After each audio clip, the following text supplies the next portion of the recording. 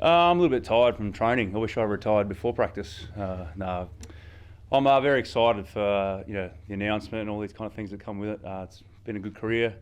Just need to take one more step and get that ring. How did your teammates react when you told them Monday? Yeah, it was a bit of fun. A few of them had an idea of what was going on. I just told them a few stories out the front, which I tend to do a little bit, and the guys enjoyed it. I just basically said I'm thankful for the game of basketball and what it's been able to do for me personally, the people I've met, places I've been, and things I've encountered. It's been pretty cool, and just hopefully it can inspire some of our young up-and-coming players to do the same. You've got Cairns and Illawarra this week. Any added motivation to finish the season strong?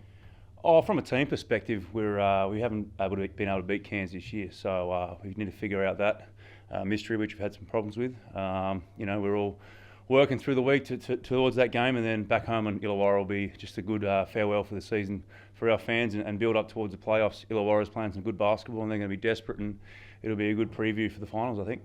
What are you looking to get out of this weekend? You've locked up top spot already. Is there anything you want to get out?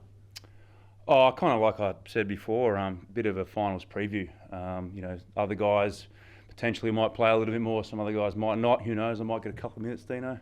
Hook me up with a minute or two. That'll be nice.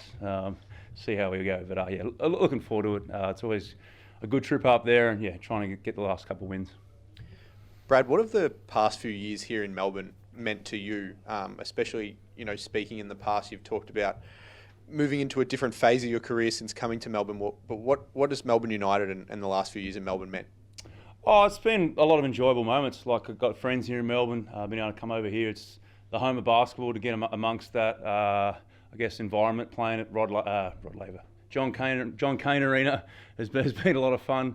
Having my family and kids move over, getting them involved in basketball here. The club's been real cool to me as well. To be honest, when we lost to Tassie 2 years ago, I thought that was probably going to be it. And to be able to play for 2 more years and have another opportunity has been awesome. And the club's been real good off the court as well. Showing me some opportunities for me down the track, and I'm looking forward to getting into that now. What's it been like for you since coming back to Australia, being able to play even more in front of your kids and have them at the games and seeing you perform? Yeah, I mean, my daughter got a little taste of it overseas, but she's kind of grown with it here in Australia. Charlie made a comment to me yesterday. I said, Charlie, I'm retiring. He said, that's all right, Dad. You just have to start playing another sport.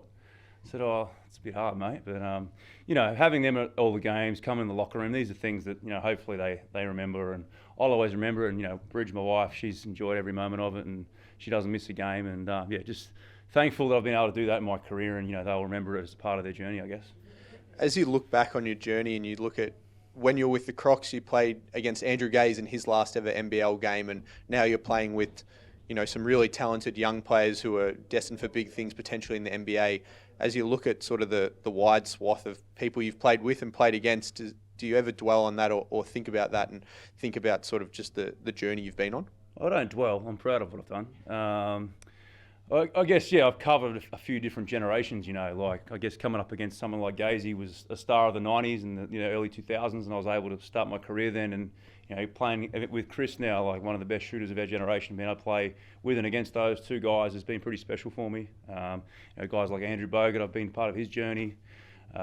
Johnny Riley towards the end of his journey, he was a great player. Just real good Australian players over the years, seeing their progress. I was fortunate enough to play against Josh Giddey, who's now a star over in the NBA, and guys like Jack White, seeing their development. So, you can name a million guys.